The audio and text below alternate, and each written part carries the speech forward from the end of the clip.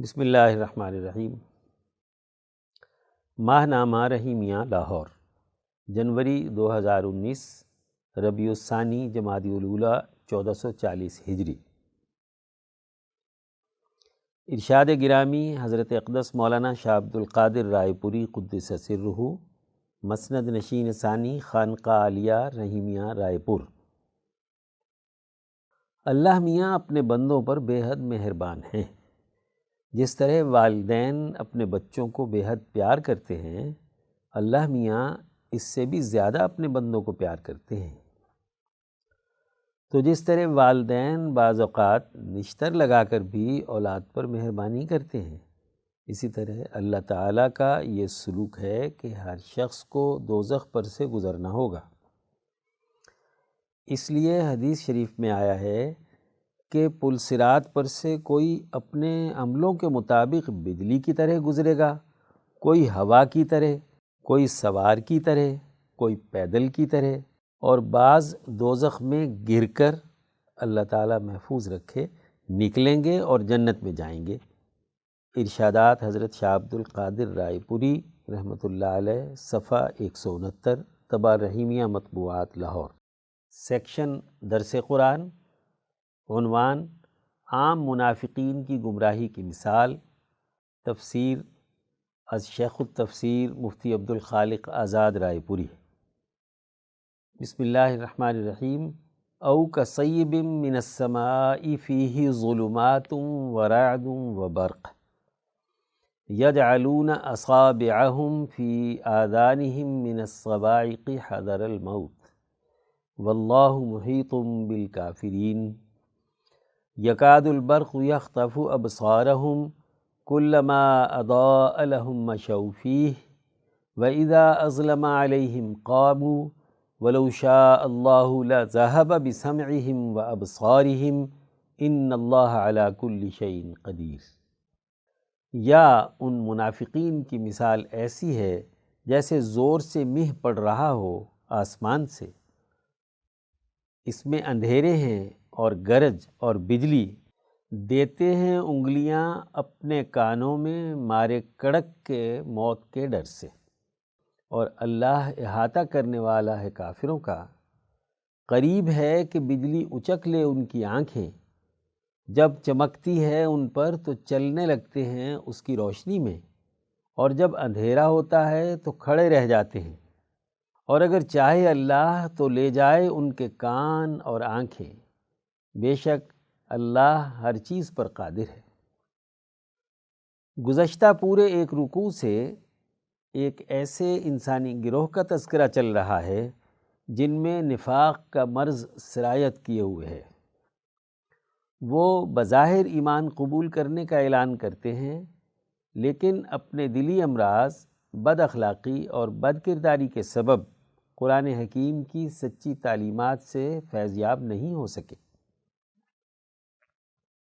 وہ صرف ذاتی مفادات اور گروہی مقاصد کے لیے قرآنی تعلیمات کو اپنانے کا دعویٰ کرتے ہیں، اس لیے ان پر قرآن حکیم کی تعلیم و تربیت کے اثرات ظاہر نہیں ہو رہے۔ پورے رکوع میں منافقین کے دلی امراض بیان کرنے کے بعد اس گروہ کی حالت کو بیان کرنے کے لیے دو مثالیں دی گئی ہیں۔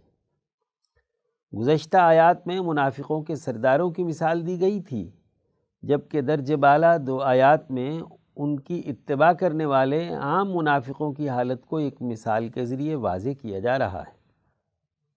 او کصیب من السماء فیہ ظلمات ورعد وبرق۔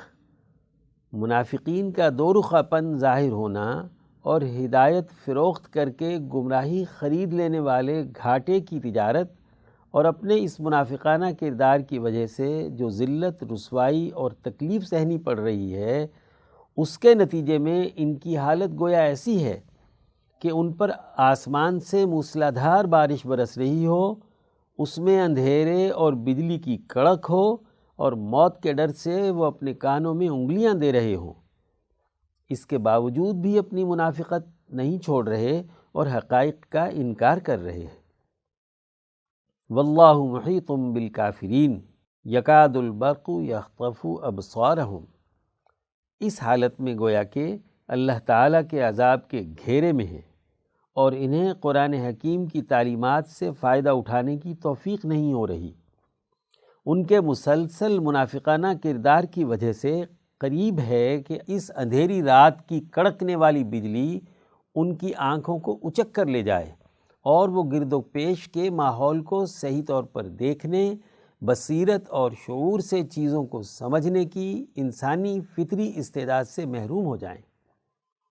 اس لیے کہ انسان جب مسلسل غلط کام کرتا رہتا ہے تو اس میں صحیح علم و عمل کو قبول کرنے کی استعداد ختم ہو کر رہ جاتی ہے۔ جس انسان کی دیکھنے، سننے اور سمجھنے کی صلاحیت ختم ہو جائے وہ عذاب میں مبتلا ہو جاتا ہے۔ کلما اضاء لهم مشوا فیہ واذا اظلم علیہم قاموا۔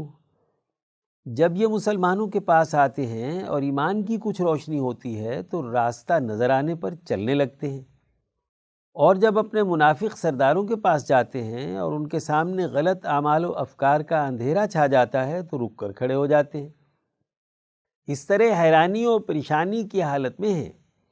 ان میں اگرچہ سچائی قبول کرنے کی استعداد تھی، لیکن اپنی منافقت اور جھوٹے لیڈروں کی اتباع کے نتیجے میں اس استعداد سے محروم ہوتے جا رہے ہیں۔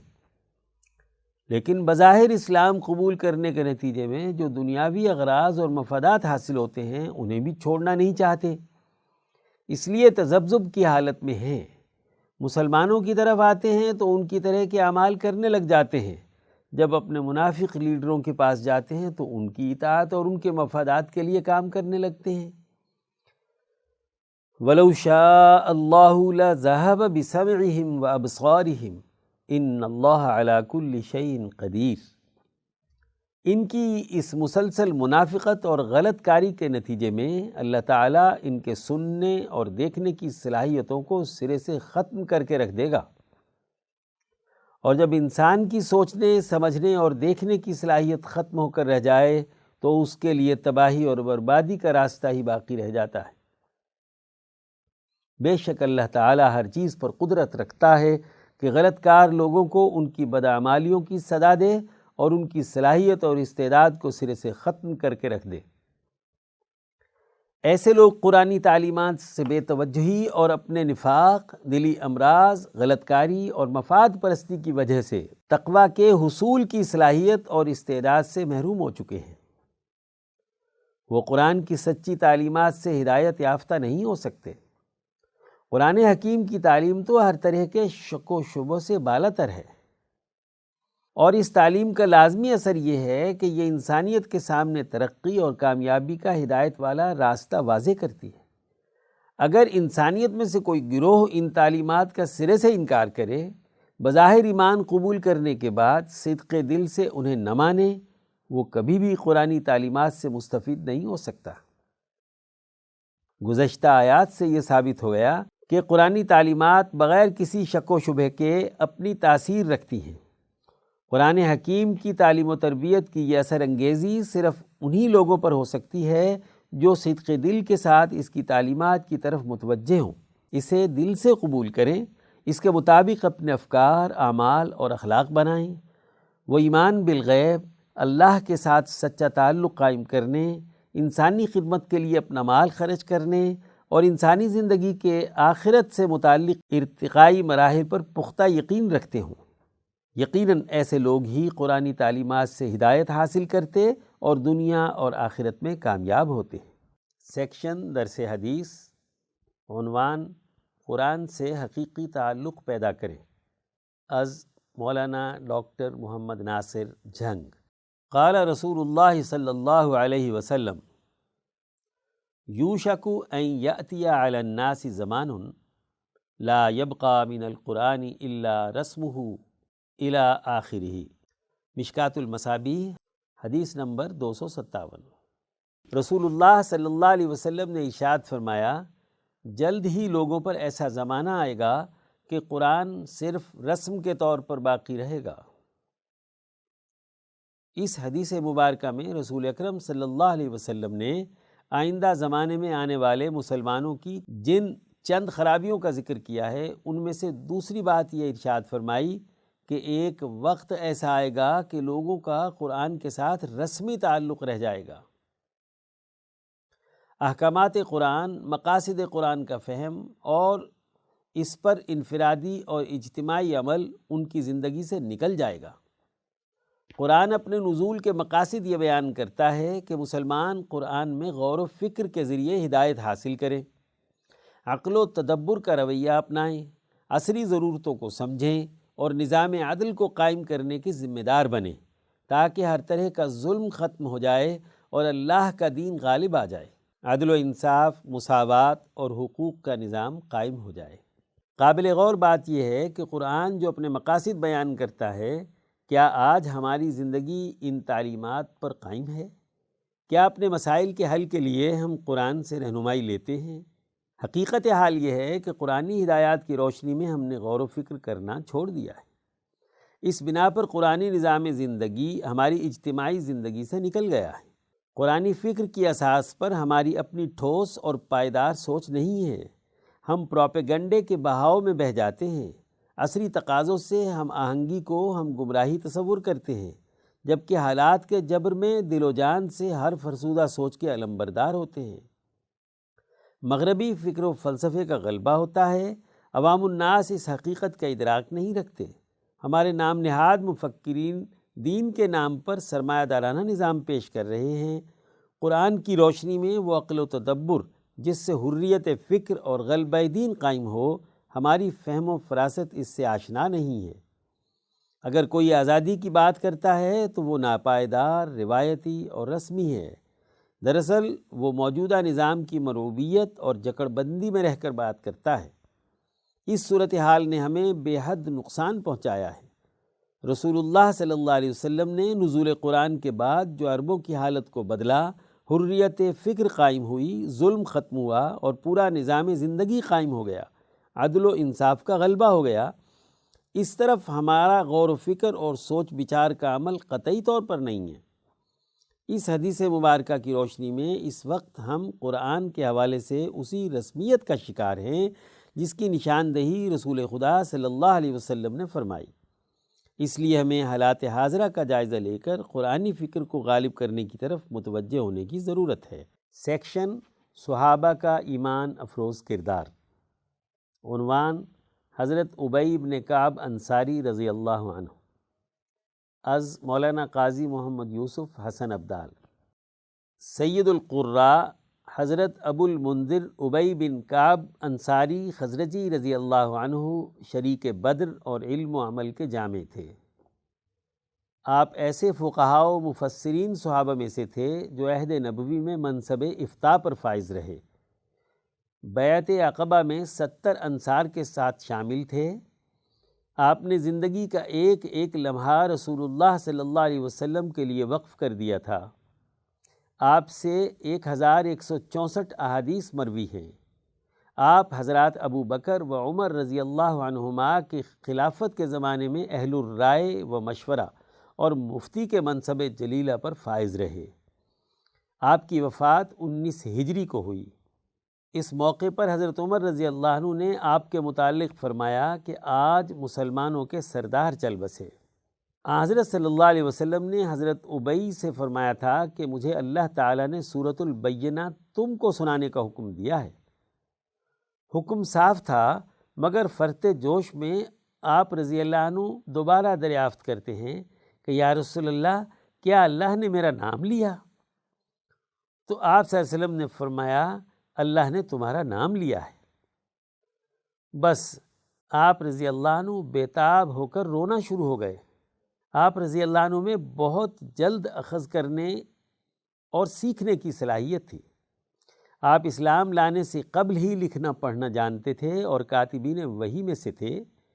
حضور اقدس صلی اللہ علیہ وسلم کی زندگی میں ہی آپ حافظ قرآن بنے۔ آپ قرآن حکیم کے ماہر اور اس کے علوم میں بلند درجہ رکھتے تھے۔ حضور صلی اللہ علیہ وسلم نے آپ کے متعلق فرمایا، میری امت کے سب سے بڑے قاری ابی ابن کعب ہیں۔ آپ رضی اللہ عنہ کا تہجد کے نوافل میں 8 راتوں میں ختم قرآن کرنے کا اہتمام تھا۔ آپ مدینے کے اس مرکز رشد کے امام تھے جو مسجد نبوی میں حلقہ علم و درس تھا، انتہائی سادہ اور زاہدانہ زندگی بسر کرتے تھے۔ علم سے ذاتی منفعت کا کبھی کوئی سامان جمع نہ کیا۔ آپ اپنے علمی شغف و مصروفیت اور قرآنی خدمات کے علاوہ حضور اقدس صلی اللہ علیہ وسلم کے ہمراہ ہر غزوے میں شریک رہے۔ حضور اکرم صلی اللہ علیہ وسلم نے حضرت ابی بن کعب سے بطور امتحان پوچھا کہ بڑی آیت کون سی ہے؟ آپ احتراماً خاموش رہے۔ تیسری بار پوچھنے پر فرمایا آیت الکرسی۔ تو آپ صلی اللہ علیہ وسلم نے فرمایا کہ آپ کو علم و شعور مبارک ہو۔ حضور اکرم صلی اللہ علیہ وسلم سے ایک دفعہ نماز میں ایک آیت چھوٹ گئی تو حضرت ابی نے لقمہ دیا۔ بعد میں آپ صلی اللہ علیہ وسلم نے پوچھا کس نے لقمہ دیا؟ تو حضرت ابی نے کہا میں نے۔ تو آپ صلی اللہ علیہ وسلم نے فرمایا کہ مجھے بھی یہی خیال تھا۔ آپ کے لیے نبی اکرم صلی اللہ علیہ وسلم نے دعا فرمائی کہ اے اللہ اس سے شیطانی وسوسہ دور کر دے۔ حضرت ابی بن کعب صحابہ اکرام کو رمضان المبارک میں 20 رکعت نماز تراویح اور 3 رکعت وتر پڑھاتے تھے۔ بس بہت سے علماء کا یہ مسلک ہے کہ یہی سنت ہے، کیونکہ حضرت ابی بن کعب نے مہاجرین و انصار کی موجودگی میں 20 رکعتیں پڑھائیں اور کسی بھی صحابی نے اس پر نکیر نہیں فرمائی۔ آپ رضی اللہ عنہ بہت عبادت گزار تھے، مگر جب لوگوں کو آپ کی ضرورت پڑتی تو آپ اپنی نفل عبادات چھوڑ دیتے اور لوگوں کی ضروریات پوری کرنے کو ترجیح دیتے تھے۔ سیکشن شذرات، عنوان ریاست مدینہ اور ولی اللہ فکر کا امتیاز۔ از مدیر، یہ ایک حقیقت ہے کہ پاکستان آزادی کے فوری بعد نہ صرف دنیا میں موجود 2 دھڑوں میں سے سرمایہ دار بلاک کا حصہ بنا، بلکہ اس نے بطور سیاسی و معاشی نظام کے کیپٹلزم کو ریاست کے نظام کے طور پر اپنا بھی لیا۔ اب یہاں مختلف جماعتوں نے اسلام کے ساتھ اپنے من پسند لاحقے اور سابقے لگا کر اسلام پسند مسلمانوں کو اپنی طرف مائل کرنا چاہا، جیسے اسلامی سوشلزم، اسلامی جمہوریت، اسلامی انقلاب، بلکہ ایک دور میں تو مارشل لاء کو بھی اسلامی جواز بخشنے کے لیے ایک فوجی آمر کی تائید کی گئی تھی۔ چنانچہ ایک مدرسے کے شیخ الحدیث نے اسلامی تاریخ میں پہلے مارشل لاء کی نسبت حضرت ابوبکر صدیق کی طرف کی تھی، تاکہ ملک میں موجود فوجی آمریت کے لیے اسلامیان پاکستان کے ہاں راستہ ہموار کیا جا سکے۔ موجودہ حکومت نے سابقہ حکمران جماعتوں کی بے پناہ کرپشن کے نتیجے میں پاکستان میں بڑھتے ہوئے معاشی بحران کے آگے بند باندھنے کے لیے جو سخت اقدامات کیے ہیں وہ ریاست کے وجود کو بچانے کے لیے ضروری تھے، لیکن اس سے یہ دھوکہ نہیں کھانا چاہیے کہ آج سے ملک سے سرمایہ داری کی جڑ کاٹ دی گئی ہے اور دوبارہ اس کے برگ و بار نہیں نکلیں گے۔ جیسا کہ حکومت ایک نئے سلوگن ریاست مدینہ کو بڑے تسلسل کے ساتھ استعمال کر کے یہ تاثر دے رہی ہے اور آہستہ آہستہ کچھ مذہبی آوازیں بھی ان کی ہمنوا ہوتی چلی جا رہی ہیں، اور یوں پاکستانی قوم کے لیے ٹرک کی ایک نئی بتی تخلیق کرنے کا عمل جاری ہے۔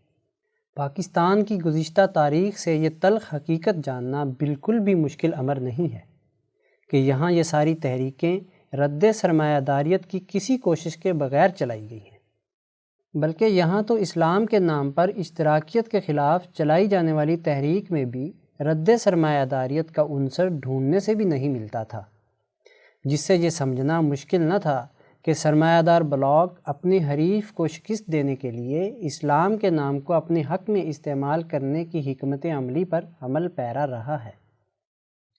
یہاں اسلامی نظام کی تحریک کے دعوے داروں نے کبھی بھی سرمایہ داری کو اپنا ہدف بنا کر کوئی ایسی تحریک نہیں چلائی جس سے جاگیردار اور سرمایہ دار طبقوں کی سیاست و معیشت پر گرفت کمزور ہو جاتی اور عوام کو درپیش اقتصادی و معاشرتی مسائل کو حل کرنے میں مدد ملتی، بلکہ مزعومہ اسلامی انقلاب کے سیاسی داعی نے 50 کی دہائی میں مسئلہ ملکیت زمین نامی کتاب میں اپنے مزعومہ خیالات کے مطابق قرآن و سنت سے زمین کی لامحدود ملکیت کے حق کو ناقابل تنسیخ قرار دیا تھا، اور یوں مغربی پاکستان میں پائے جانے والے جاگیردار طبقوں کے تحفظ کی خدمت سر انجام دی گئی۔ ملک میں سرمایہ دارانہ نظام کی موجودگی میں اس نظام کے ساتھ اسلام کی کسی بھی نام سے پیوند کاری محض ایک فریب ہے، چاہے وہ ریاست کی آڑ میں حکمران طبقہ کرے یا کوئی نام نہاد اسلامی دانشور۔ جیسے ماضی میں یہاں اسلام کے نام سے دھوکہ دیا جاتا رہا ہے، اب ایک نئے نام ریاست مدینہ کے نام سے لوگوں کو بہلایا جائے گا۔ اس حوالے سے اس مغالطے کو دور کر لینا انتہائی اہم ہے کہ سرمایہ داری کی کسی شکل کو اسلام میں قبولیت کا راستہ دیا جا سکتا ہے۔ ولی اللہ فکر سرمایہ داری کو کسی بھی شکل میں قبول نہیں کرتا، اور اس کے مفکرین کا کمال یہ ہے کہ وہ اپنے فکر میں بالکل واضح ہیں۔ یہی وجہ ہے کہ ولی اللہ فکر اپنے طالب علموں کو کہیں بھی فکری تلبیس اور نظریاتی دھوکے کا شکار نہیں ہونے دیتا۔ اسلام کی اجتماعی حکومت کا نظریہ ہو یا ریاست مدینہ کا نظام، ولی اللہ لٹریچر میں اس پر دو ٹوک رہنمائی موجود ہے کہ وہ کن اصول و مبادی پر قائم ہوتا ہے اور اس کی بنیادی روح اور پیغام کیا ہے۔ چنانچہ امام عبید اللہ سندھی رحمۃ اللہ علیہ حضرت ابراہیم علیہ السلام کی نبوت سے تحریک حنیفیت کے جن بنیادی اصولوں کی نشاندہی کرتے ہیں ان میں توحید یعنی ایک خدا کی عبادت اور سرمایہ شکنی ہے۔ وہ ان اصولوں کو انسانیت کی بنیاد قرار دیتے ہیں۔ وہ قرآن کو سرمایہ شکن نظریے کی حامل کتاب قرار دیتے ہیں اور کہتے ہیں کہ اب جب کہ دنیا کے کسی خطے میں بھی سرمایہ شکن خدا پرست طاقت برسر اقتدار نہیں ہے، ضروری ہے اور انسانیت کا طبی تقاضا ہے کہ سرمایہ شکنی اور خدا پرستی کے مجموعی پروگرام پر انقلاب برپا ہو۔ وہ کہتے ہیں کہ قرآن حکیم جس انقلاب کی طرف دعوت دیتا ہے وہ ساری انسانی نوع کے لیے مفید ہے، اور آج بھی جب انسانی سوسائٹی رأسمالی یعنی کیپٹلسٹ اور غیر رأسمالی یعنی اینٹی کیپٹلسٹ کیمپوں میں بٹی ہوئی ہے، قرآن کریم ہی کی تعلیم صحیح معاشیات پیدا کر کے پائیدار امن پیدا کر سکتی ہے تاکہ اسلام کا مکمل نظام دنیا میں نافذ ہو۔ وہ حکومت و نظام کی دو بنیادیں واضح کرتے ہوئے رقم تراز ہیں کہ حکمت ولی اللہ کے مطابق اس کا مطلب یہ ہے کہ حکومت اجتماعی ہوگی اور مشورے سے کام کرے گی، اور غیر راسمالی یعنی اینٹی کیپٹلسٹ ہوگی، اور لوگوں کو اس بات کی ہرگز اجازت نہ دی جائے گی کہ وہ دوبارہ راسمالیت یا سرمایہ داری پیدا کر لیں۔ کسی بھی دور میں سرمایہ داری سے اسلامی فکر کو محفوظ رکھنے کی حکمت عملی بیان کرتے ہوئے ارشاد ہوتا ہے کہ دوسرے درجے کا قانون مکمل کرتے وقت اس بات کا خیال رکھا جائے گا کہ جب حکومت دیکھے کہ لوگوں نے قانون کی صورت قائم رکھتے ہوئے راسمالیت یا سرمایہ داری پیدا کرنی شروع کر دی ہے تو وہ نیا سرمایہ شکن قانون بنا دے۔ پاکستان میں ریاست مدینہ کے نظام کو اپنانے کا لازمی نتیجہ سرمایہ داری سے نجات ہونا چاہیے۔ سرمایہ داری کا بت توڑے بغیر یہ خواب شرمندہ تعبیر نہ ہو سکے گا۔ ریاست مدینہ اور اسلام کی اجتماعی حکومت کی سب سے نمایاں خوبی رد سرمایہ داریت ہے۔ اگر یہ ہے تو ٹھیک، اگر یہ نہیں تو بابا پھر سب کہانیاں ہیں۔ سیکشن افکار شاہ ولی اللہ دہلوی، عنوان ارتفاق دوم، فن معاشیات اور اس کے تقاضے، مترجم مفتی عبدالخالق آزاد رائے پوری۔ امام شاہ ولی اللہ دہلوی حجت اللہ البالغہ میں فرماتے ہیں، نمبر 5، باہمی گفتگو اور مکالمے کے متفقہ امور۔ ہر وہ انسان جو صحیح مزاج اور ذوق سلیم رکھتا ہو، وہ اپنی گفتگو میں ضرور اس بات کا لحاظ رکھتا ہے کہ وہ کوئی بیہودہ لفظ اپنی زبان سے نہ نکالے، نہ کوئی ایسا لفظ ادا کرے جس کی ادائیگی بہت مشکل ہو، نہ ایسے جملے بولے جن کی ساخت صحیح اور درست نہ ہو۔ وہ اپنی گفتگو میں ایسا اسلوب اختیار کرے کہ سننے والے اس کی طرف متوجہ ہوں، لوگوں کا دلی میلان ایسی عمدہ گفتگو کی طرف ہو۔ بہترین اسلوب پر گفتگو کرنے والا فصاحت و بلاغت اور زبان و ادب کے لیے ایک معیار اور میزان کی حیثیت رکھتا ہو۔ خلاصہ یہ ہے کہ معاشیات کے ہر باب کی یہ تمام معاشی مسائل مختلف ممالک میں رہنے والوں کے درمیان تسلیم شدہ اور متفقہ ہیں۔ اگرچہ ان ممالک کے درمیان دور دراز کے فاصلے ہی کیوں نہ ہوں۔ معاشی مسائل کے ان بنیادی قواعد پر تمام لوگوں کے اتفاق کے بعد عملی نظام قائم کرنے میں ان کے درمیان حسب ذیل اختلاف پایا جاتا ہے۔ نمبر 1، علم طبیعیات اور مادی امور پر یقین رکھنے والے لوگ علم طب وغیرہ دیگر مادی معلومات کی روشنی میں اپنے معاشی طور طریقوں کو اختیار کرتے ہیں۔ نمبر 2، علم نجوم اور فلکیات پر یقین رکھنے والے ستاروں کے خواص اور ان کے اثرات کی روشنی میں ان قاعدوں کا عملی نظام بناتے ہیں۔ نمبر 3، علم الہیات پر یقین رکھنے والے صفت احسان یعنی اللہ کے ساتھ تعلق اور دین اسلام کی تعلیمات کو سامنے رکھ کر اپنے معاشی امور کی تکمیل کرتے ہیں۔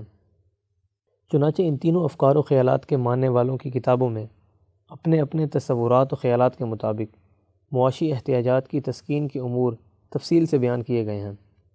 یہ یاد رہے کہ ہر ایک قوم کا ایک ظاہری لباس یعنی تہذیب و ثقافت کا ایک طریقہ کار ہوتا ہے اور ان کے عملی نظام کے آداب ہوتے ہیں جس سے وہ ایک دوسرے سے الگ اور ممتاز ہوتے ہیں۔ اس کا سبب ان لوگوں کے مزاج اور عادات وغیرہ کا مختلف ہونا ہے۔ خاندانی اور گھریلو نظام۔ خاندانی نظام ایک ایسی حکمت عملی کے تحت قائم ہوتا ہے کہ جس میں اتفاق دوم کی سطح پر ایک گھر میں رہنے والے افراد کے درمیان پائے جانے والے رشتوں اور تعلق کی حفاظت کی کیفیت پر بحث کی جاتی ہے۔ خاندانی نظام کی درج ذیل 4 بنیادیں ہیں: معاہدہ نکاح، اولاد، گھریلو ملازمین، معاشرت۔ نمبر 1، نکاح کی ضرورت۔ اس سلسلے میں اصولی بات یہ ہے کہ جنسی خواہشات کی ضرورت اور حاجت مرد اور عورت کے درمیان ایک دوسرے کے ساتھ اکٹھے رہنے اور باہمی تعلق کا تقاضا کرتی ہے۔ پھر ان کی پیدا ہونے والی اولاد کی وجہ سے یہ ضروری ہو جاتا ہے کہ وہ اس کی پرورش کے لیے ایک دوسرے کے ساتھ تعاون کریں۔ ان میں سے عورت طبی طور پر بچے کی پرورش اور نگہداشت میں جز بینی کی وجہ سے زیادہ سمجھدار ہوتی ہے، جبکہ کلی امور کے حوالے سے عقلی طور پر ذرا کمزور ہوتی ہے۔ وہ عام طور پر مرد کے مقابلے میں مشقت کے عملی کاموں سے گھبراتی ہے۔ وہ زیادہ شرم و حیا کی حامل اور گھر میں رہنے کو ترجیح دیتی ہے۔ گھر کے چھوٹے چھوٹے اور جزوی امور کو سر انجام دینے میں بڑی ماہر ہوتی ہے۔ وہ نظم و ضبط اور ڈسپلن کو قبول کرنے کے حوالے سے اپنے اندر ایک وافر حصہ رکھتی ہے۔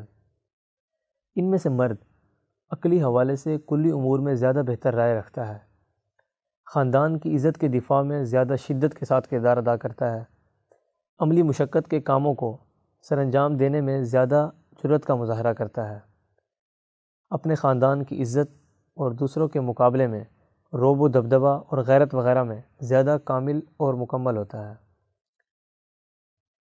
اس طرح مرد اور عورت ایک دوسرے کے بغیر مکمل نہیں ہوتے اور وہ دونوں ایک دوسرے کے محتاج ہوتے ہیں۔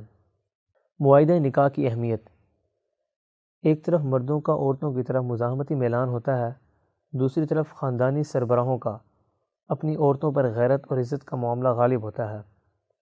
یہ حالت تقاضا کرتی ہے کہ معاشرہ اس وقت تک درست نہیں ہو سکتا جب تک کہ لوگوں کے سامنے کسی عورت کا کسی مخصوص مرد کے ساتھ معاہدہ نکاح نہ ہو جائے، چونکہ عورت اپنے خاندان میں ایک عزت رکھتی ہے اور مرد عورت میں اپنی رغبت کا اظہار کرتا ہے، اس لیے معاہدہ نکاح میں درج ذیل امور لازمی ٹھہرے۔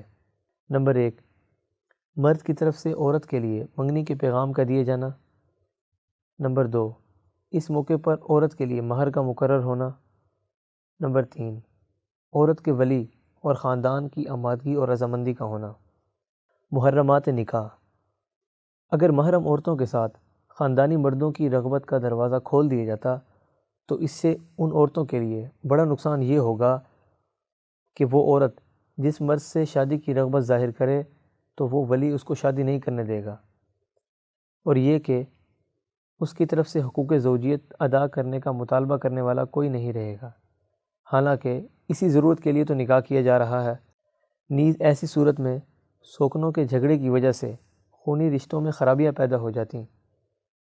اسی کے ساتھ یہ بھی ہے کہ انسان کے مزاج کی سلامتی تقاضا کرتی ہے کہ وہ اس عورت سے شادی نہ کرے جس سے وہ پیدا ہوا ہے یعنی ماں، یا وہ عورت جو اس سے پیدا ہوئی ہے یعنی بیٹی، یا وہ عورت جو اس کے ساتھ ایک ہی شاخ کی 2 ٹہنیوں کی حیثیت رکھتی ہے یعنی بہن۔ سیکشن تاریخ اسلام کے ناقابل فراموش واقعات۔ عنوان: سلطان علاء الدین خلجی کا معاشی فلاح کا پروگرام، از مفتی عبدالقدیر چشتیہ۔ ایک دفعہ کا ذکر ہے کہ ہندوستان میں قومی شاہی دور کے سلاطین میں خلجی خاندان کے دوسرے سلطان علاء الدین خلجی اپنے دربار میں اکیلے بیٹھے ہیں، ننگے سر اور انتہائی پریشان۔ دربار کا ایک امیر اندر آنے کی اجازت لیتا ہے، کوئی جواب نہ پا کر وہ خود بادشاہ خلجی کے سامنے آ کر بیٹھ جاتا ہے۔ بادشاہ کو اس کی آمد کا کوئی اندازہ نہیں۔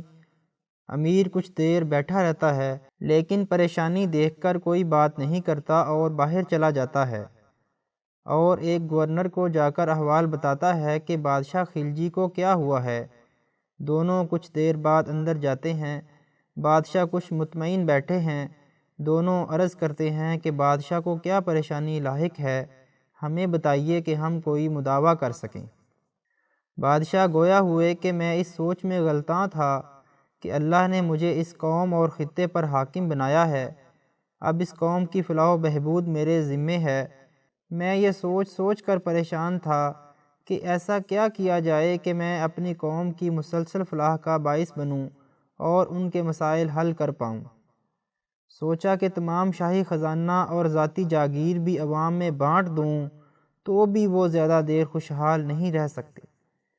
چند دنوں سے اس خیال نے میرے دماغ کو جکڑ رکھا ہے، لیکن اب میں نے اس کا حل نکال لیا ہے۔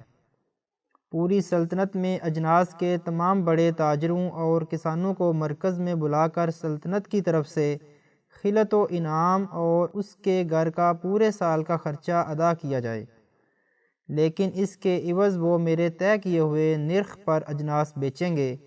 اس طرح سے میں عوام کی فلاح و بہبود کا باعث بن سکتا ہوں۔ علاء الدین خلجی کے اس اقدام کے نتیجے میں خزانہ بھی زیادہ خرچ نہ ہوا اور سبسڈی و پرائس کنٹرول کا ایک ایسا نظام متعارف کروایا کہ علاء الدین خلجی کے 24 سالہ دور میں پورے ہندوستان میں اجناس کی قیمتیں نہ بڑھیں۔ اس کے نتیجے میں ہندوستان کے باشندوں کا معیار زندگی بہت زیادہ بلند ہوا اور کم روپے پیسے والے بھی عزت و توقیر کے حقدار ٹھہرے۔ اس کے علاوہ پورے ہندوستان سے تاجر اور کسان بادشاہ سے خلعت و انعام لینے کے شوق سے مرکز آنے لگے اور بادشاہ کو مارکیٹ کی تازہ معلومات بھی ملتی رہیں۔ اس تاریخی واقعے سے درج ذیل سیاسی و معاشی اسباق ملتے ہیں۔ 1. عوام کی آسودگی اور خوشحالی کا قیام حکمرانوں کے فرائض اور ذمہ داریوں میں سب سے اہم ہے۔ 2. دور کے تقاضوں کے مطابق حکمرانوں کو اس ذمہ داری کو پورا کرنے کی حکمت عملی بنانی چاہیے کہ ذخیرہ اندوزی پیدا نہ ہو سکے، قیمتوں میں ایسا کنٹرول نظام ہو جس سے سب خوشحال ہوں، دولت کی گردش تمام طبقات میں مساوی طور پر جاری رہے، ملکی پیداوار میں حصہ لینے والوں کی حوصلہ افزائی اور انعام و اکرام کی حکمت عملی ان کی ہمت بڑھانے میں ممد و معاون ہوتی ہے۔ سیکشن ملکی معیشت۔ عنوان: پاکستان کی معیشت یا سرمایہ داروں کا میدان جنگ۔ تحریر: محمد کاشف شریف، راولپنڈی۔ قیام پاکستان سے آج تک ہماری قوم نعروں کی بنیاد پر اپنی زندگیوں کا تعین کرتی رہی ہے اور ہمارے اس مزاج میں ذرا بر فرق نہیں پڑا، حالانکہ سوشل میڈیا کی صورت میں معلومات کا ایک بہاؤ ہے جو خبر بننے کے دوران ہی پورے پاکستان میں پھیل جاتا ہے۔ 1997 عیسوی میں مسلم لیگ نون کی حکومت 2/3 اکثریت سے بنی۔ ان دنوں راکم الحروف یونیورسٹی میں طالب علم تھا۔ ہمارے معاشیات کے پروفیسر نے مستقبل کے بارے میں تمام شرکاء کی آراء لیں۔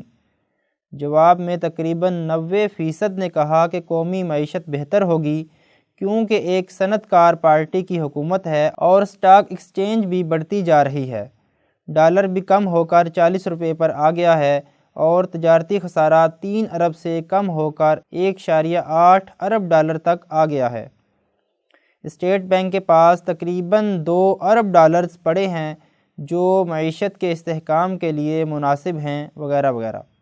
ہماری اس تشریح پر پروفیسر صاحب بھی ہمارے ساتھ یک زبان ہو کر وہی گن گانے لگے جو اس وقت کا مقامی اور بین الاقوامی میڈیا گا رہا تھا۔ لیکن پھر کیا ہوا؟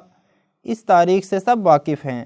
اگلے 3 سالوں میں گویا ملک دیوالیہ ہو گیا۔ اس کے بعد قوم پھر ایک نعرے کے پیچھے اٹھ کھڑی ہوئی اور وہ عدلیہ کی آزادی تھا۔ اس نعرے کی پیروی میں قوم ایسی لگی کہ گزشتہ 5 سالوں کی نسبتاً بہتر معاشی کارکردگی کو پس پشت ڈال دیا گیا اور ملک کو ایک بار پھر سیاسی عدم استحکام سے دوچار کر دیا گیا۔ معاملہ یہاں نہیں رکا، چنانچہ ایک واقعے اور نعرے نے ملکی باغ دوڑ نام نہاد حقیقی عوامی نمائندوں کے ہاتھ میں دے دی۔ اس عوامی حکومت نے معاشی ترقی کے نام پر لوٹ مار کی ایک نئی داستان رقم کی اور اپنی باری پوری کی۔ بعد ازاں پھر وہی معاشی ترقی تجربہ کار قیادت کے نعرے نے قوم میں ایک نئی روح پھونک دی۔ کیا میڈیا، کیا عوام، سب نے مل کر اس نعرے کے مصداق مسلم لیگ نون کو ایک بھرپور موقع دیا اور اس دفعہ تو لوٹ مار کے ریکارڈ توڑ دیے گئے۔ یوں قوم کو ایک نئے نعرے کی ضرورت آن پڑی اور تبدیلی اور احتساب کا نیا نعرہ لگا دیا گیا۔ قوم نے پھر لبیک کہا اور تبدیلی سرکار بروئے کار آئی۔ اس سارے عمل میں غور کیا جائے تو حکمران ٹرائیکا، جس میں سرمایہ دار، جاگیردار اور افسر شاہی کے باہم مقابل گروپس ہیں، جو پارٹیاں بدل بدل کر ایک دوسرے کو نیچا دکھاتے رہتے ہیں اور اس میں اپنے مقصد کو پانے کے لیے بین الاقوامی آقاؤں سے بھی مدد لی جاتی ہے۔ چنانچہ نئی حکومت بننے کے ساتھ ہی کھینچا تانی کا منظر واضح ہوتا جا رہا ہے۔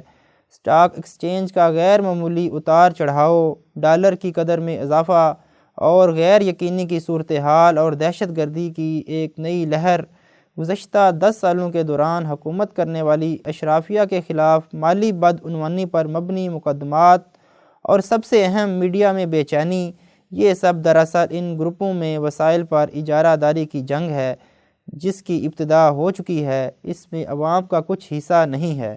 ہاں، کچھ بچا کچا مل گیا تو جمہوریت زندہ باد۔ سیکشن عالمی منظرنامہ، عنوان مشرق وسطیٰ کا نیا منظرنامہ، از مرزا محمد رمضان، راولپنڈی۔ مشرق وسطیٰ کی تشکیل کا ایک اہم حصہ جزیرۃ العرب ہے، جس کا نقشہ سب سے پہلے ایک جرمن پبلشر کرسٹوفر وائگل نے 1720 میں شائع کیا۔ دوسرا حصہ بحیرہ روم کا مشرقی کنارہ، جسے چڑھتے ہوئے سورج کی سرزمین لیوانٹ کہتے ہیں، جسے فرانسیسیوں نے 15ویں صدی عیسوی میں اپنے شامی مقبوضہ جات کے لیے استعمال کیا تھا، اور تیسرا حصہ ایران ہے۔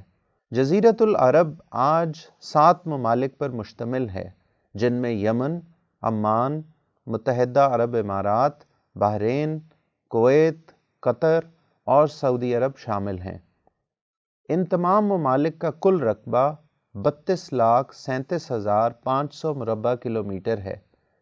چڑھتے ہوئے سورج کی سرزمین رائزنگ سن میں سائپرس، ترکی، شام، عراق، اردن، فلسطین، اسرائیل، لبنان، غزہ کی پٹی اور مصر شامل ہیں، جن کا کل رقبہ 26,36,616 مربع کلومیٹر ہے۔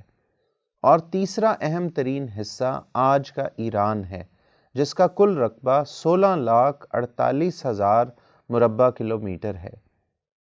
مشرق وسطیٰ کے یہ تمام ممالک خلافت عثمانیہ کے زمانے میں تقریباً ایک ہی ملک کی حیثیت رکھتے تھے، لیکن سامراج کے تسلط کے زمانے میں اس خطے کو درجہ بالا ممالک میں تقسیم کر دیا گیا، اور پھر جزیرۃ العرب سے متعلق تمام ممالک میں یورپین دور کا پرانا بادشاہی اور جاگیردارانہ سماج قائم کیا گیا، جہاں تمام فیصلے فرد واحد کی منشا اور مرضی سے ہوتے ہیں۔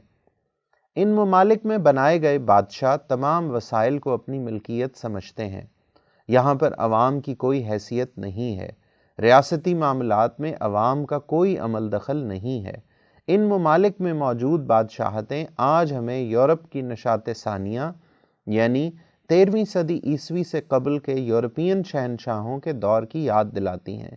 اسی خطے کا دوسرا اہم حصہ یعنی وہ تمام علاقہ جات جو بحیرہ روم کے مشرقی کنارے پر واقع ہیں، جنہیں چڑھتے ہوئے سورج کی سرزمین کہتے ہیں، اس پورے علاقے میں موجود ممالک کی کیمسٹری ایک دوسرے سے مختلف ہے۔ مثلاً ترکی، جہاں حال ہی میں انتخابات کے نتیجے میں طیب اردوغان کی حکومت قائم ہوئی ہے، گویا وہاں جدید سیاسی نظام حکومت جمہوریت قائم ہے۔ اس کے ساتھ شام ہے، جو گزشتہ 8 سالوں سے سامراجی قوتوں کے مقابلے میں نبرد آزما ہے۔ وہ ظالم قوتوں کے خلاف فیصلہ کن جنگ لڑ رہا ہے، تشدد کا نظریہ رکھنے والی طاقتوں کو شکست سے دوچار کیا ہے۔ اس سارے عمل میں اپنے نظریے کی طاقت کا لوہا منوایا ہے۔ اسرائیل ظالم حکومتوں کی پشت پناہی سے ارض فلسطین پر غاصبانہ قبضہ جمائے ہوئے ہے، جسے قائم رکھنے کے لیے پورے خطے میں خوف و ہراس پھیلایا گیا۔ 1949 عیسوی سے اسرائیلی ریاست کے وجود سے پورا مشرق وسطیٰ عدم استحکام کا شکار ہے۔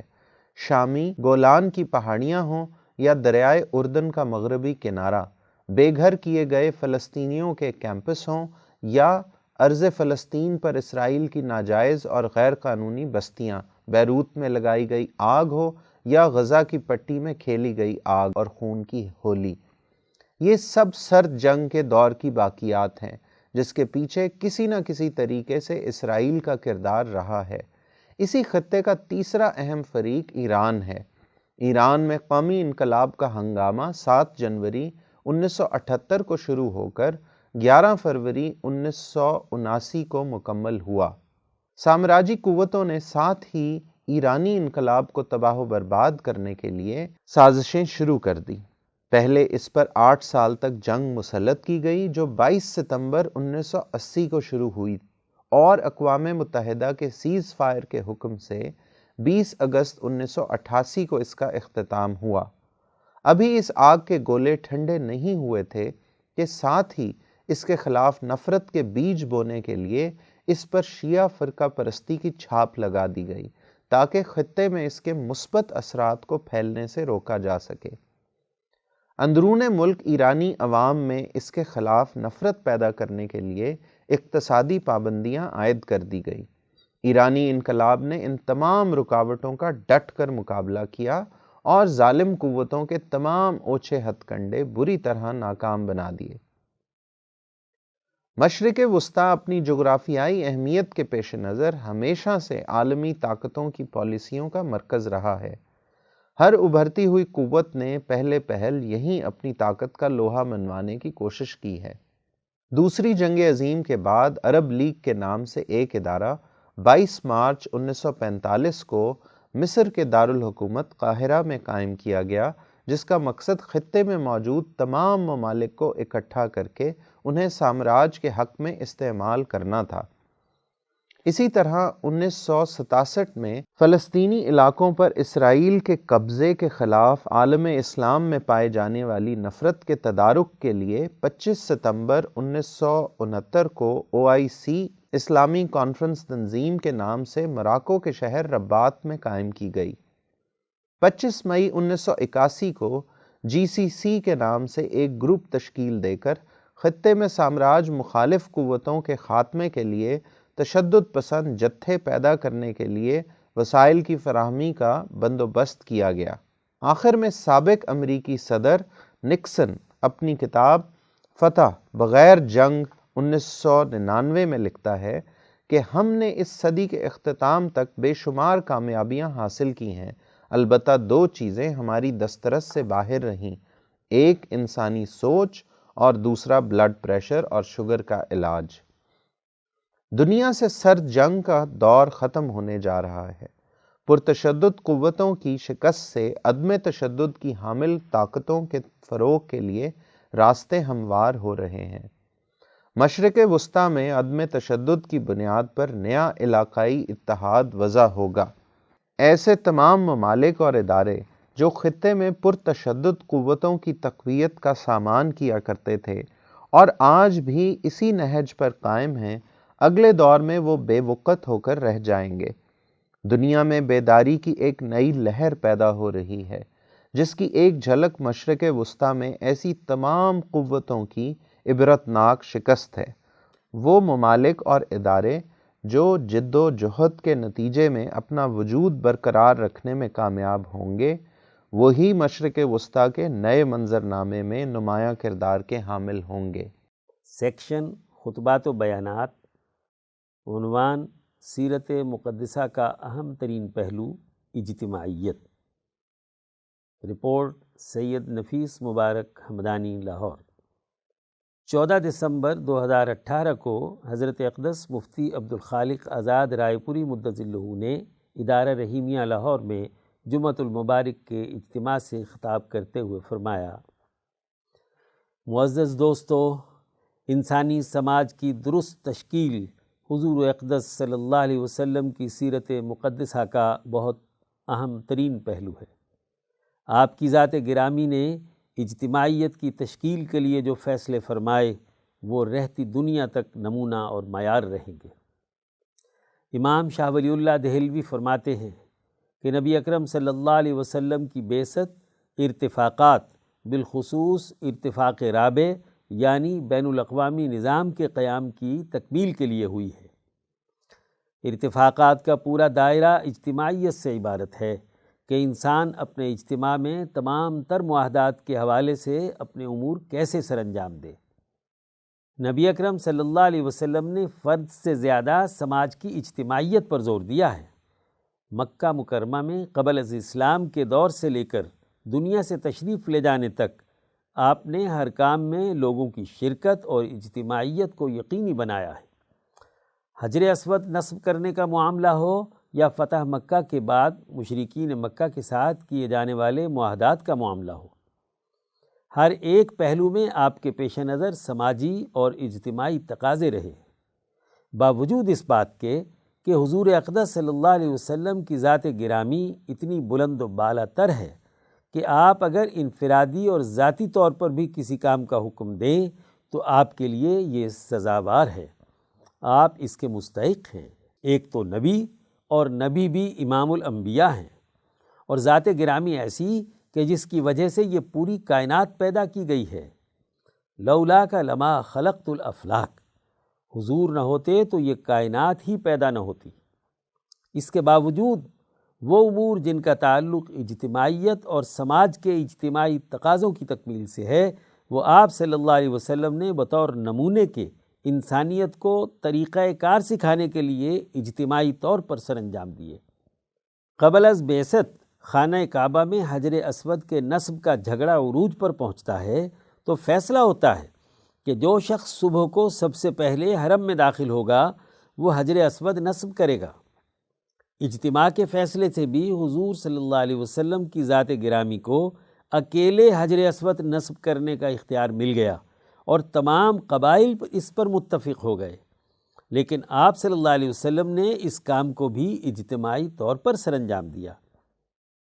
اپنی چادر مبارک بچھائی اور تمام قبیلوں کے سرداروں سے کہا کہ سب لوگ اس چادر کو پکڑ کر حجر اسود کو اٹھا کر خانہ کعبہ کے قریب لے آئیں تاکہ سب کی شرکت ہو جائے، اور جب حجر اسود خانہ کعبہ کے قریب پہنچ گیا تو ظاہر ہے اسے ایک آدمی نے نصب کرنا تھا، وہاں اجتماعیت بھی اس درجے میں ممکن نہیں تھی کہ سبھی اسے ہاتھ لگائیں، تو آپ صلی اللہ علیہ وسلم نے اٹھا کر اسے نصب کر دیا۔ مشرک ہونے کے باوجود آپ صلی اللہ علیہ وسلم نے ان تمام لوگوں کو اپنی اجتماعیت کا حصہ بنایا۔ اس کے بعد جہاں جہاں بھی اور جس موقع پر بھی کوئی اجتماعی اور سماجی کام سر انجام پایا ہے تو اس موقع پر نبی اکرم صلی اللہ علیہ وسلم نے اجتماعیت کو ترجیح دی ہے۔ مواخات مدینہ اور قبائلی شناختیں۔ حضرت آزاد رائے پوری مدظ اللہ نے مزید فرمایا، ربیع الاول کے مہینے میں نبی اکرم صلی اللہ علیہ وسلم مکہ مکرمہ سے ہجرت کر کے مدینہ منورہ تشریف لے جاتے ہیں۔ آپ صلی اللہ علیہ وسلم کے ساتھ ہجرت کرنے والے مکے کے مسلمانوں کا تعلق مختلف قبائل سے تھا جنہیں مہاجرین کہا جاتا ہے۔ آپ جب مدینہ پہنچتے ہیں وہاں پر بھی اسلام قبول کرنے والے مختلف قبائل سے تعلق رکھتے تھے جنہیں انصار کہا جاتا ہے۔ اسلام لانے کی وجہ سے باقیوں سے جدا ہو کر ان کی شناخت پیدا ہو گئی کہ یہ لوگ نبی اکرم صلی اللہ علیہ وسلم پر ایمان لانے والے ہیں۔ تمام لوگوں میں اخوت اسلامیہ موجود ہے، نبی اکرم صلی اللہ علیہ وسلم مدینہ منورہ میں پہنچتے ہیں تو تقریباً 1 مہینے بعد ماہ ربیع الثانی میں وہاں کی سیاسی اور اجتماعی صورتحال کا جائزہ لے کر آپ نے ضروری سمجھا کہ مہاجرین و انصار کے درمیان مواخات کا معاہدہ کرایا جائے اور سب کو آپس میں بھائی بھائی بنا دیا جائے۔ ایسی مواخات کے دونوں ایک دوسرے کے جانی و مالی معاملات کے ساتھ وابستہ ہوں۔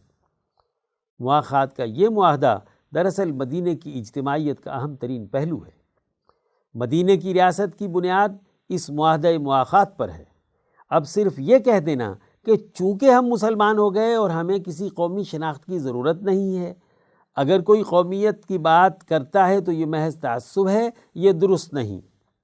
آج کل کی جہالت کا بہت بڑا اثر ہماری سوسائٹی میں خاص طور پر مسلمان رہنماؤں کے دماغوں میں یہ ہے کہ اپنی نسلی یا قبیلائی شناخت ظاہر کرنا کوئی بہت بڑا جرم سمجھا جاتا ہے۔ یہ کہا جاتا ہے کہ اسلام ایک قومیت رکھتا ہے، کوئی کسی نسل کا ہو، کسی قوم کا ہو، کسی برادری کا ہو، مسلمان ہونا کافی ہے۔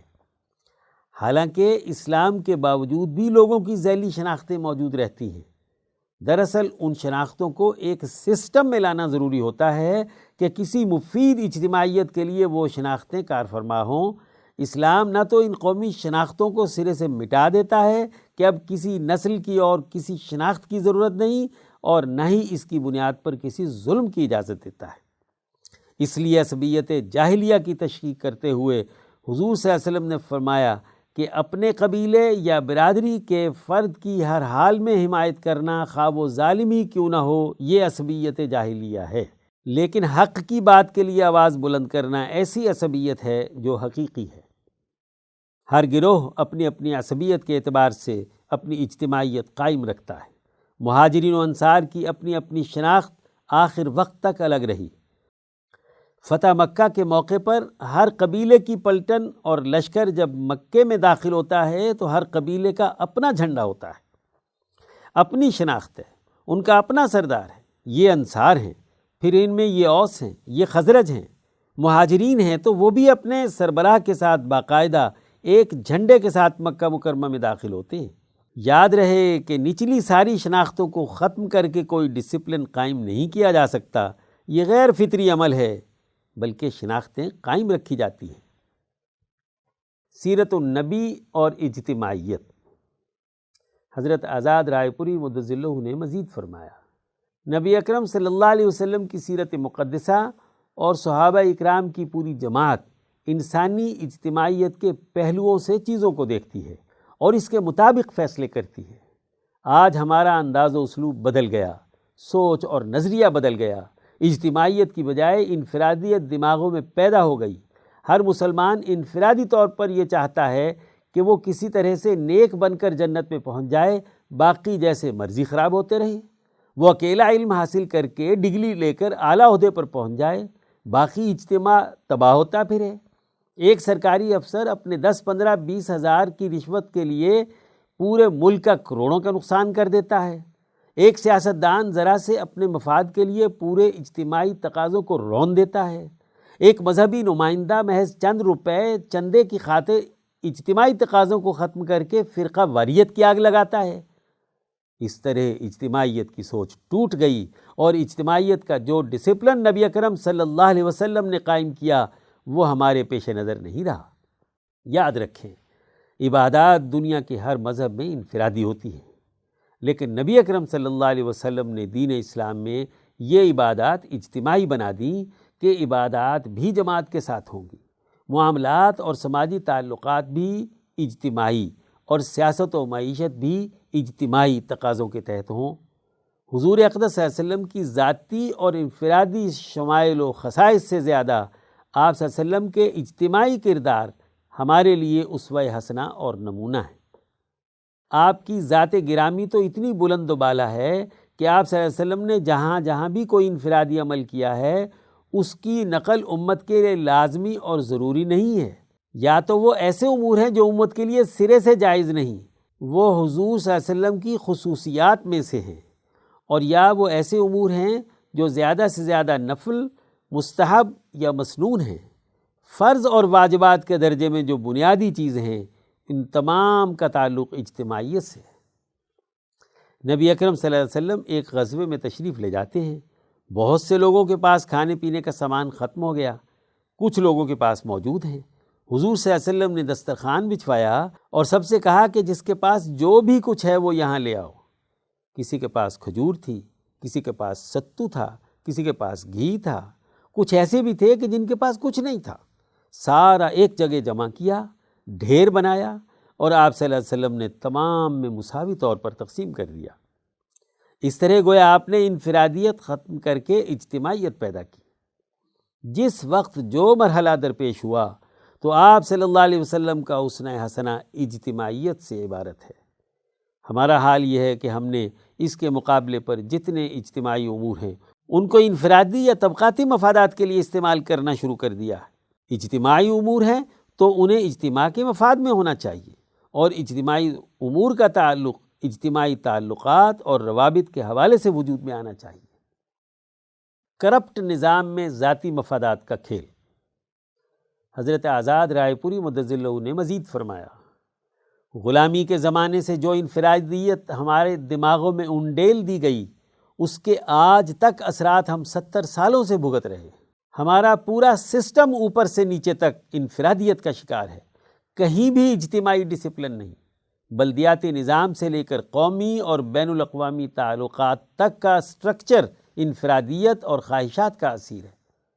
پہلے وہی بلدیاتی اہلکار پیسے لے کر تجاوزات کراتے رہے کہ اپنی دکان کے سامنے تھڑا آگے بڑھا لو، یہاں ٹھیلا لگا لو اور ہمیں منتھلی پیسے دے دیا کرو۔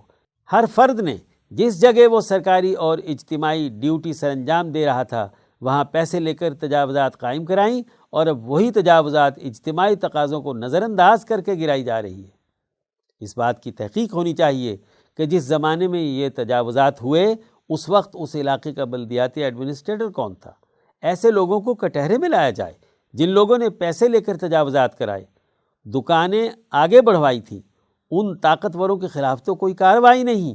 وہ بیچارے غریب جنہوں نے پیسے دے کر ٹھیلا لیا، چند ہزار روپے میں تھوڑا سا تجاوز کیا اور اس سے آگے بڑھ کر دوسرے تیسرے کو بیچا، ہر بازار میں اس کا کروڑوں کا سودا ہوا، اور اب ان غریبوں پر بلڈوزر چڑھا دیا گیا۔ اگر آپ نئی اجتماعیت قائم کرنا چاہتے ہیں، قانون کے مطابق ریاست کو چلانا چاہتے ہیں، تو تجاوزات کرانے والے اصل مجرموں کو پکڑیں۔ ان طاقتوروں پر ہاتھ ڈالنے کے لیے تیار نہیں ہیں۔ غریبوں کے مکانات، ان کی دکانیں اور ان کے ٹھیلوں کو بلڈوز کرنے کے درپے ہیں۔ اس کا مطلب یہ ہے کہ اجتماعیت ٹوٹ چکی ہے، سسٹم کولیپس ہو چکا ہے، افراد اور ان کے جتھے ریاست کے لیے چیلنج بن چکے ہیں۔ پھر سب سے بڑی بات یہ ہے کہ دنیا کے جس ملک میں بھی سرمایہ داری نظام ہے وہاں کرپشن ضرور ہے۔ اس لیے یہاں کے صحافی اور لکھاری کہتے ہیں کہ جی کرپشن تو 100% روکی نہیں جا سکتی، کرپشن تو ہوتی ہے لیکن حد سے نہیں بڑھنی چاہیے۔ کیوں بھائی؟ اگر کرپشن ناجائز ہے تو حد کیا اور غیر حد کیا؟ اور اگر کرپشن ختم کرنی ہی ہے تو پھر ایسا سسٹم تلاش کرو جو سرمایہ داری نظام کے مقابلے میں کرپشن کو روکنے کے لیے باقاعدہ ایک اجتماعیت تشکیل دیتا ہو۔ اس اجتماعیت میں بھی اگر کوئی کرپشن کرے تو اسے سیدھا سولی پر لٹکا دو، جیسے چائنا نے 300 بڑے بڑے افسران، وزیر اور فوجی جرنیلوں کے ساتھ کیا تھا۔ بات یہ ہے کہ سرمایہ داری نظام کی موجودگی میں اجتماعی تقاضوں کی تکمیل نہیں ہو سکتی۔ اجتماعی تقاضوں کی تکمیل کے لیے سرمایہ دارانہ سسٹم سے نجات حاصل کرنے اور حضور اکرم صلی اللہ علیہ وسلم کی قائم کی ہوئی اجتماعیت کے اصولوں کو پیش نظر رکھ کر اپنے معاشرے کو بنانے کی ضرورت ہے۔ اس کے علاوہ اور کوئی راستہ نہیں۔ سیکشن عظمت کے مینار، عنوان حضرت مولانا خواجہ محمد عبدالحی فاروقی رحمۃ اللہ علیہ، تحریر وسیم اعجاز، کراچی۔ امام انقلاب مولانا عبید اللہ سندھی رحمۃ اللہ علیہ کے شاگردوں میں سے ایک مایہ ناز شاگرد خواجہ محمد عبدالحی فاروقی رحمۃ اللہ علیہ بھی ہیں۔ خواجہ صاحب رحمۃ اللہ علیہ 1887 عیسوی میں ضلع گورداسپور کی تحصیل شکر گڑھ میں خواجہ عبدالرحیم کے گھر پیدا ہوئے۔ ابتدائی تعلیم کے بعد میٹرک کا امتحان ہائی اسکول گورداسپور سے پاس کیا۔ اسلامیہ کالج لاہور سے گریجویشن کیا۔ دینی تعلیم کے حصول کے لیے دارالعلوم دیوبند تشریف لے گئے۔ 1913 عیسوی میں حضرت شیخ الہند مولانا محمود حسن رحمۃ اللہ علیہ سے دورہ حدیث پڑھا اور سنت فضیلت حاصل کی۔ دارالعلوم دیوبند میں طالب علمی کے زمانہ میں ہی ان کی ملاقاتیں حضرت شیخ الہند اور حضرت سندھی سے ہوئیں۔ جمعیت الانصار اور نظارۃ المعارف القرآنیہ کے ماحول میں تعلیم و تربیت حاصل کی۔ انہی دنوں کو یاد کر کے خواجہ صاحب رحمۃ اللہ علیہ فرماتے تھے کہ کہہ نہیں سکتا کہ ان یعنی حضرت سندھی سے مل کر کس قدر مسرت و شادمانی اور اطمینان قلب نصیب ہوا۔ اس کیفیت کی یاد اب تک میرے دل میں تازہ ہے۔ مولانا کو دیکھ کر خدا یاد آتا تھا۔ وہ جب تک دیوبند میں رہے قرآن کریم اور حجت اللہ البالغہ کا درس برابر ہوتا رہا۔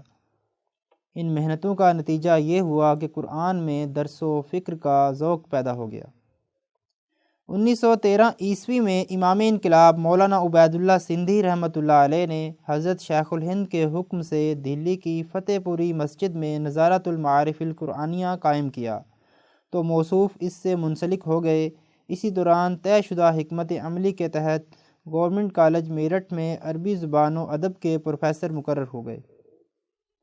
وہ ہر ہفتے کے دن میرٹھ سے دلی آتے، ہفتے کی شام اور اتوار کا روز حضرت سندھی کے پاس رہ کر قرآن حکیم پڑھتے اور سوموار کی صبح اپنی ڈیوٹی پر میرٹھ حاضر ہو جاتے تھے۔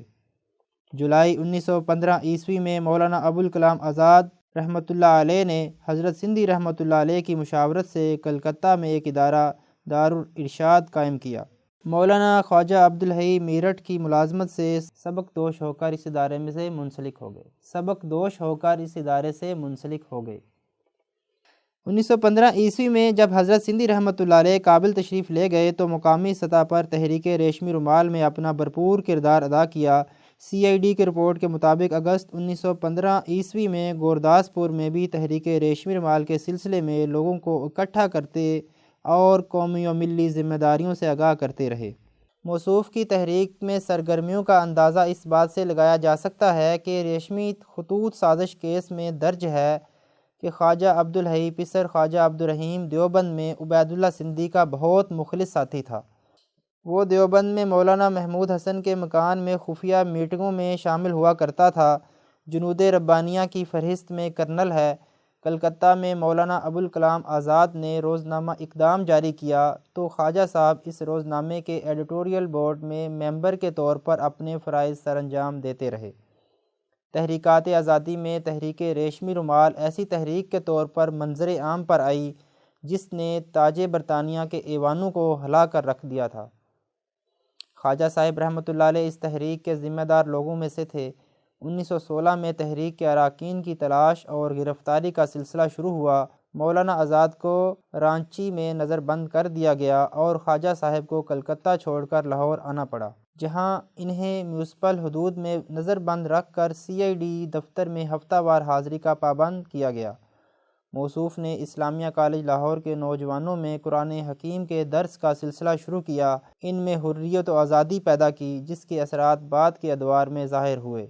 تحریک ریشمی رومال کے رد عمل میں انگریز نے رولٹ ایکٹ نافذ کیا۔ اس ایکٹ کے خلاف جو احتجاجی تحریک چلی، خواجہ صاحب نے اس میں بھرپور حصہ لیا، جس کی پاداش میں ان کی جائیداد ضبط کر لی گئی اور پہلے لاہور پھر ملتان جیل میں قید کر لیا گیا۔ اکتوبر 1920 عیسوی میں تقریباً 1.5 سال بعد خواجہ صاحب کو رہائی ملی تو 12 اکتوبر 1920 کو جامعہ ملیہ اسلامیہ کی افتتاحی تقریب میں شرکت کے لیے علی گڑھ پہنچے۔ اسی موقع پر حضرت شیخ الہند اور جامعہ ملیہ کے وائس چانسلر مولانا محمد علی جوہر کے مشورے سے شعبہ تفسیر و دینیات کا صدر مقرر کیا گیا۔ 30 سال تک جامعہ میں اپنی ذمہ داریوں کو نبھاتے رہے۔ اسی دوران حضرت سندھی رحمۃ اللہ علیہ ہندوستان واپس آ چکے تھے۔ انہیں حضرت سندھی سے ایک بار پھر استفادے کا بھرپور موقع ملا۔ 1944 میں حضرت سندھی کے وصال کے بعد خواجہ صاحب رحمۃ اللہ علیہ نے قطب الارشاد حضرت اقدس مولانا شاہ عبد القادر رائے پوری رحمۃ اللہ علیہ سے بیعت کا تعلق قائم کیا۔ حضرت رائے پوری رحمۃ اللہ علیہ کی تربیت اور صحبت سے خوب مستفید ہوئے۔ ان کا یہ تعلق آخر تک قائم رہا۔ 1950 عیسوی میں حضرت رائے پوری اور مولانا آزاد کی مشاورت سے دلی سے لاہور منتقل ہو گئے اور یہاں اسلامیہ کالج لاہور میں اسلامیات کے پروفیسر کی حیثیت سے آخر دم تک امور سر انجام دیے۔ اسی دوران انجمن اصلاح و تبلیغ سے وابستہ رہے۔ انہوں نے اپنی زیر نگرانی چند رفقا کے تعاون سے درس قرآن کے نام سے قرآن حکیم کا ترجمہ اور تفسیر لکھی۔ خواجہ صاحب رحمۃ اللہ علیہ قرآن حکیم کی تفسیر القرآن فی معارف القرآن کے نام سے لکھنا چاہتے تھے مگر مکمل نہ کر سکے۔ اس تفسیر کے متفرق حصے اب تک شائع ہو چکے ہیں۔ خواجہ صاحب رحمۃ اللہ علیہ فالج کے حملے کے باعث 8 جنوری 1965 عیسوی کو تقریباً 78 سال کی عمر میں وصال فرما گئے۔ قبرستان میانی صاحب لاہور میں حضرت مولانا احمد علی لاہوری کے قریب ہی مدفون ہیں۔